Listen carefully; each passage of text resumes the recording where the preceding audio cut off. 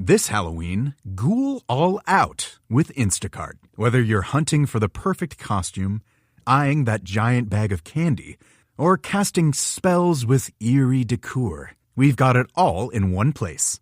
Download the Instacart app and get delivery in as fast as 30 minutes. Plus, enjoy $0 delivery fees on your first 3 orders. Offer valid for a limited time, minimum $10 per order, service fees, other fees, and additional terms apply. Instacart, bringing the store to your door this Halloween.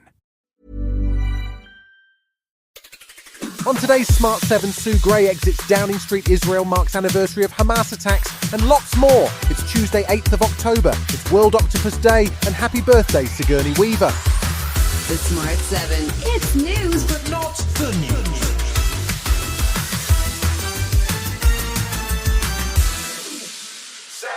Monday marked the anniversary of the Hamas attacks that sparked Israel's war on Gaza. All across the world, politicians and leaders paid tribute to those who lost their lives in the October 7th attacks, with Joe and Jill Biden hosting a ceremony at the White House, while UK Foreign Secretary David Lammy visited a synagogue in North London to pay his respects. Speaking in Parliament, Prime Minister Keir Starmer was calling for all sides to step back from the brink and calling for action on those held hostage for a full year. The hostages must be returned immediately and unconditionally. They will always be uppermost in our minds.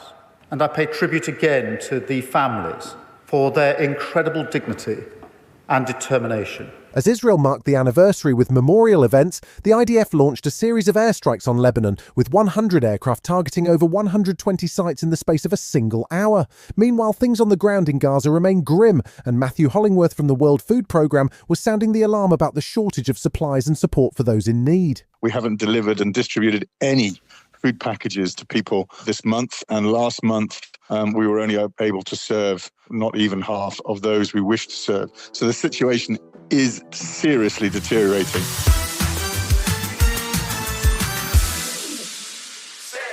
Now that the Sue Gray era is over at Downing Street, Keir Starmer's new Chief of Staff, Morgan McSweeney, is expected to make sweeping changes to how Number 10 is run. The intention is to calm things down, cut down on the infighting between advisers, and present the new Labour government as focused on change. Defence Minister John Healey says that despite all of the press coverage of chaos, the new government has been busy and effective, and that the time was right for Sue to go. She risked becoming a distraction from the work of change that the government must pursue.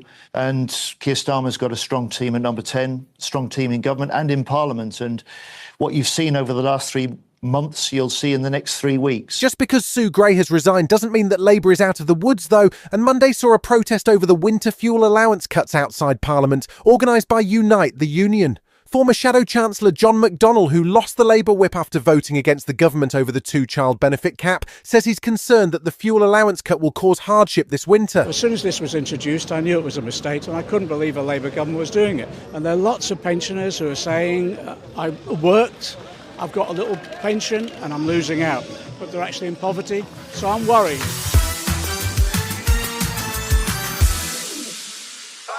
There's a joke floating around online that asked, what's the difference between Nigel Farage and Santa? The answer is, Santa spends more time in Clacton-on-Sea. The Reform Party leader, who finally got a seat after 8 attempts, has hardly been seen in his new constituency since he was elected just over 100 days ago. One of the reasons he'd floated for his absence, apart from trips to visit Donald Trump, was that he was told it wouldn't be safe to hold clinics in the seaside town. That story was challenged by Chris McKeon of the Press Association at a press conference on Monday.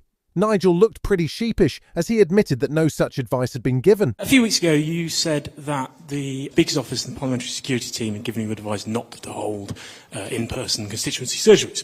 Speaker's Office says this didn't happen. Parliamentary Security can find no record of such advice being given. Which one of you is lying? The Speaker's Office is always right. There are just 28 days left until the US presidential election, and with the polls showing a fairly consistent lead for Kamala Harris, she's embarked on a media blitz to win over any undecided voters. She's booked to appear on 60 Minutes, although her opponent Donald Trump declined to appear. She's also doing a live interview with shock jock Howard Stern on Tuesday. Monday saw her pop up as a guest on one of the world's most popular podcasts, Call Her Daddy, which is hosted by Alex Cooper. Cooper wanted to know about Kamala's views on Donald's exaggerated claims on abortion. Can you imagine? He is suggesting that women in their 9th month of pregnancy are electing to have an abortion? Are you kidding? That is so outrageously inaccurate, and it's so insulting. Still to come on the Smart 7, the heat is on for England's cricketers and Brian Cox heads for Mars, right after this. Explaining football to the friend who's just there for the nachos? Hard. Tailgating from home like a pro with snacks and drinks everyone will love? An easy win. And with Instacart helping deliver the snack time MVPs to your door, you're ready for the game in as fast as 30 minutes. So you never miss a play or lose your seat on the couch or have to go head-to-head for the last chicken wing. Shop Game Day Faves on Instacart and enjoy $0 delivery fees on your first 3 grocery orders. Offer valid for a limited time. Other fees and terms apply. Welcome back.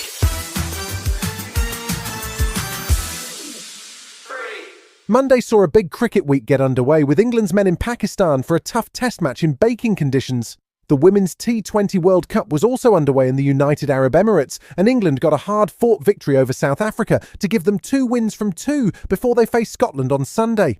Back in Moulton, England's men struggled to recapture the form that won them the series in 2022, and Pakistan finished with 328 for 4 at the end of day 1. Sky Cricket's Nasser Hussain wasn't sounding too disappointed, though. If you walk off in England and the opposition have got 328 for 4, a lot of the times you're out of the game with a Duke's ball and in English conditions. Here, you are still in the game, and that's a credit. They should be pretty proud of what they achieved.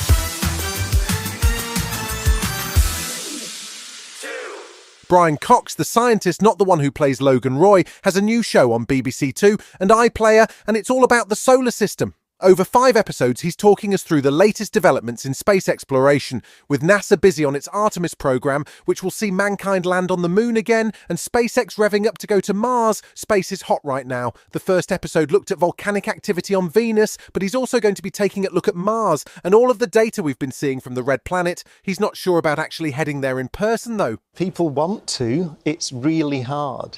I mean, the thing I always think about it is, would I do it? And it's a little, it's smaller than this little, where we're sat now, and you've been there for 2 years. It'd take a very special kind of person, I think. And I am definitely not that kind of person.